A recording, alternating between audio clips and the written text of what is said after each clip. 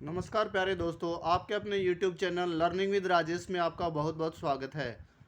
हमारे हड़प्पा सभ्यता टॉपिक से आज का हमारा लास्ट क्वेश्चन आंसर रहते हैं। आज हम करेंगे प्राचीनतम कृषक बस्ती है मेहरगढ़। प्राचीनतम कृषक बस्ती है, ये आपको पता है कि कक्षा 6 NCERT में बताया गया है कि मेहरगढ़ प्राचीनतम कृषक बस्ती है।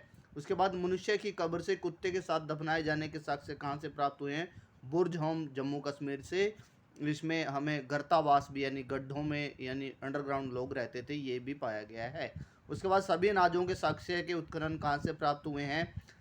नवदा टोली से प्राप्त हुए हैं। उसके बाद अगला प्रश्न है, ताम्र पाषाण के लोग किसकी पूजा करते थे? मातृ देवी की पूजा करते थे। हमें पता है कि हड़प्पा सभ्यता के लोग भी मातृ देवी की पूजा किया करते थे। उसके बाद पूर्ण विकसित हड़प्पा सभ्यता लगभग कितनी शताब्दियों तक रही है? हमने पाया कि यह 5 शताब्दियों तक रही है। उसके बाद सैंधव सभ्यता के निर्माता आर्य थे, ये किसका मत है? ये हमने पढ़ा, डॉक्टर लक्ष्मण स्वरूप ने कहा है। उसके बाद हड़प्पा कालीन नगरों पर कौन शासन करता था? हमने पढ़ा है कि शासन व्यवस्था अज्ञात है, क्योंकि हमने पढ़ा था कि संभवतः राजा लोग होते थे, हमने पक्का कंफर्म नहीं है। उसके बाद सिंधु सभ्यता के व्यापारिक केंद्रों में मेसोपोटामिया के साथ प्रमुख व्यापारिक बंदरगाह कौन सा था? बहरीन बंदरगाह से व्यापार होता था। उसके बाद हड़प्पा कालीन लोगों के किस बाह्य देश के साथ घनिष्ठ संबंध थे? तो इनमें हमने पाया कि मेसोपोटामिया के साथ गहरे संबंध थे। उसके बाद अगला प्रश्न, मॉर्टन व्हीलर ने किस स्थान पर पाए गए नर कंकालों के आधार पर हड़प्पा कालीन लोगों पर किसी सैनिक आक्रमण अथवा नरसंहार का उल्लेख किया है? उन्होंने चंदूड़ों पर पाए गए साक्ष्यों के आधार पर यह कहा है। उसके बाद निम्न में से कौन सा नागरिक प्रमुख हड़प्पा कालीन औद्योगिक केंद्र नहीं था? कालीबंगा औद्योगिक केंद्र नहीं था, बाकी जगहों पर बहुत से उद्योग पाए गए हैं। उसके बाद अगला महत्वपूर्ण प्रश्न आता है, निम्न में से कौन सा नगर निश्चित रूप से एक बंदरगाह नगर था? बंदरगाह नगर था लोथल, यानी बंदरगाह भी था और साथ में नगर भी था। उसके बाद हड़प्पा कालीन सभ्यता के सर्वाधिक घनी आबादी वाले 2 नगर कौन से थे? मोहनजोदड़ो और हड़प्पा 2 सबसे ज़्यादा आबादी वाले नगर थे। उसके बाद कालीबंगा के संबंध में कौन सा कथन असत्य है? हमने पाया कि इसमें हड़प्पा पूर्व काल की अग्नि वेदियाँ नहीं पाई गई हैं, यानी हड़प्पा काल की वेदियाँ पाई गई हैं, इसलिए ये गलत है। उसके बाद लोथल के संबंध में कौन सा कथन सत्य है? यहाँ पर सत्य है कि एक मोर पर गोदी यानी डॉकयार्ड, बंदरगाह और जलयान का चित्रण पाया गया है। उसके बाद जिन नदियों के किनारे पर हड़प्पा कालीन नगर स्थापित हैं सुमेलित की, लोथल आपने पढ़ा भोगवा नदी के किनारे है, कालीबंगा घग्गर नदी के किनारे पर है।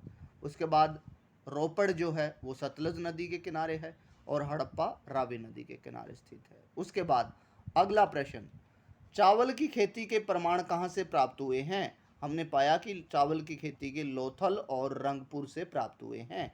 उसके बाद कौन सी भारतीय लिपि हड़प्पा कालीन लिपि के सर्वाधिक निकट प्रतीत होती है? Very very important question, Dravid लिपि जो है वो इसके निकट प्रतीत होती है। उसके बाद अगला और महत्वपूर्ण प्रश्न हम करने जा रहे हैं।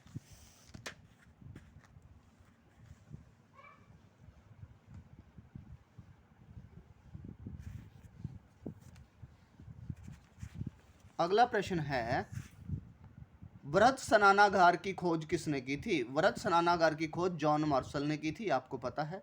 उसके बाद स्वतंत्रता के पश्चात हड़प्पा सभ्यता के सबसे ज़्यादा स्थल कहाँ से? गुजरात से खोजे गए हैं। उसके बाद सैंधव सभ्यता के सर्वाधिक चित्र किसके उत्कीर्ण हैं? हमने पढ़ा कि उन पर मोहरों पर एक श्रृंगी सांड के चित्र उत्कीर्ण हैं।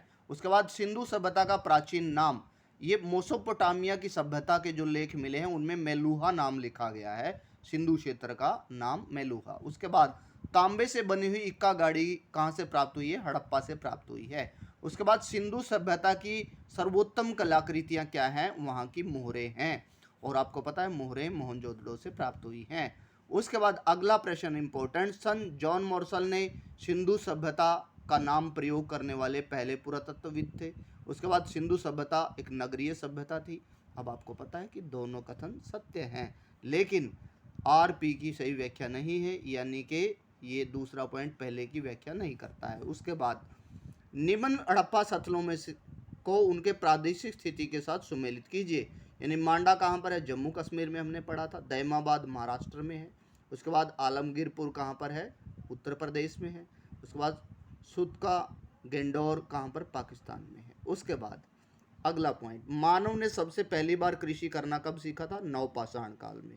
हमने ट्रिक सीखी है कि नई नई कृषि करना सीखा था। उसके बाद तांबे का सर्वप्रथम प्रयोग कब किया गया था, किस समय किया गया था, लगभग 5000 ईसा पूर्व किया गया था। उसके बाद अगला इंपॉर्टेंट क्वेश्चन, अगला प्रश्न आता है कि मोहनजोदड़ो की खोज किसने की थी। हमने पढ़ा राखलदास बनर्जी ने की थी। लोथल की खोज किसने की थी, रंगनाथ राव ने की थी। धोलावीरा की खोज RS बिष्ट ने की थी। और सुतकोटदा की खोज जगपति जोशी ने की थी। उसके बाद अगला इंपॉर्टेंट क्वेश्चन, सैंधव सभ्यता का काल निर्धारण, सर्वमान्य काल निर्धारण हमने बिल्कुल बेसिक से पढ़ा था कि 2500 ईसा पूर्व से 1750 ईसा पूर्व इसका काल है। उसके बाद सिंधु सभ्यता की प्रथम राजधानी, प्रथम मतलब जो पहली बार खोजा गया स्थल था वही प्रथम राजधानी, वो हड़प्पा है। उसके बाद मनके बनाने के कारखाने, हमने बार बार पढ़ा है कि कारखानों के लिए सबसे प्रसिद्ध क्षेत्र चंदहुड़ो था, मनके बनाने के कारखाने वहाँ से प्राप्त हुए हैं। उसके बाद सिंधु सभ्यता की महत्वपूर्ण विशेषता क्या है, वहाँ की नगर नियोजन, यानी नगर बनाने की कला बहुत अच्छी थी। उसके बाद हड़प्पा सभ्यता कैसी युगीन थी, हमने बेसिक में पढ़ा है कि कांस्य युगीन सभ्यता थी। लिंग पूजन के सर्वाधिक प्रमाण कहाँ से प्राप्त हुए हैं, हमने पढ़ा कि लोथल से प्राप्त हुए हैं। उसके बाद सिंधु सभ्यता में घाटी में सबसे अधिक प्रयोग की जाने वाली धातु कौन सी थी, अब आपको पता चल गया, कांस्य युगीन थी, इसलिए कांस्य। उसके बाद निम्न में से कौन सा नगर हड़प्पा कालीन व्यापारिक गतिविधियों का एक महान केंद्र था। तो आपको पता है कि व्यापार कहाँ से होता है, डकयार्ड से, और डकयार्ड थी लोथल। उसके बाद निम्न में से किस हड़प्पा कालीन सभ्यता के में घोड़े के अवशेष पाए गए हैं। सुतकोटदा से घोड़े के अवशेष पाए गए, यानी हड्डियां पाई गई हैं, हमने बार बार पढ़ा है। उसके बाद हड़प्पा कालीन लोगों का कौन सा धार्मिक विश्वास अब प्रचलित नहीं है। तो हमने पाया कि प्रजनन शक्तियों की पूजा करना अब नहीं है। उसके बाद अगला और इम्पोर्टेंट प्रश्न है, हड़प्पा कालीन लोग निम्न में से किन अस्त्र शस्त्रों का प्रयोग नहीं करते थे। वग्नक जहरीले बाणों का प्रयोग वो नहीं करते थे। उसके बाद हड़प्पा कालीन वासियों द्वारा आयातित सबसे महत्वपूर्ण वस्तुएं हमने पढ़ा था कि धातुएं और बहुमूल्य पत्थर वो आयात करते थे। उसके बाद हरियूपिया से क्या तात्पर्य है, हरियूपिया, हरियूपिया इस हड़प्पा सभ्यता को हरियूपिया कहा गया है। उसके बाद सिंधु कालीन सभ्यता में मुद्राएं ज़्यादातर किससे बनती थी, सेलखड़ी से बनती थी। उसके बाद सुमेलित करना है, भीमबेटका जो है वो कैसी बस्ती थी, हमने पढ़ा है कि भीमबेटका पुरापाषाण कालीन बस्ती थी। कक्षा 6 NCERT में बताया गया है कि वहाँ से शैल चित्र पाए गए हैं, शैल चित्र। उसके बाद मनुष्य का पशुपालक बनना मध्यपाषाण काल में हुआ है। मानव पहली कृषक बस्ती हमने पहले प्रश्न में पढ़ा था, मेरगढ़ से मिली है, और ये आपने पढ़ लिया है। उसके बाद अगला पॉइंट, अगला प्रश्न आता है, चावल के प्राचीनतम साक्ष्य कहाँ से मिले हैं, कोल्डी लवा से मिले हैं, कोल्डी हवा। उसके बाद नवपाषाण युगीन स्थल कौन सा है, हमने पाया कि चिरांद जो है वो नवपाषाण युगीन स्थल है। ग्रामीण समुदाय, यानी ग्रामीण समुदाय किसकी विशेषता है, ताम्र पाषाण काल की विशेषता है। उसके बाद सभी अनाजों के साक्ष्य बार पढ़ा है हमने, नवदा टोली से मिले। उसके बाद सर्वप्रथम किस धातु का औजारों के रूप में प्रयोग किया गया, हमने पढ़ा कि तांबा का। उसके बाद सभी अनाजों के साक्ष्य बार बार आ रहे हैं, नवदा टोली से मिले हैं। उसके बाद लोथल की खोज किसने की थी, हमने पढ़ा रंगलो, अगर अच्छे से कामयाब होना है, SR राव, रंगनाथ राव। उसके बाद हड़प्पा संस्कृति का स्थल मांडा अब चिनाब नदी के किनारे स्थित है। और सैंधव सभ्यता के पतन का मुख्य कारण क्या है, आर्यों का आक्रमण। और ये आर्यों का आक्रमण मुख्य कारण किसने का माना है, व्हीलर ने माना है। और आई होप कि आज का सेशन आपको बहुत अच्छा लगा होगा, और चैनल को सब्सक्राइब कीजिए, ज़्यादा से ज़्यादा शेयर कीजिए, लाइक कीजिए।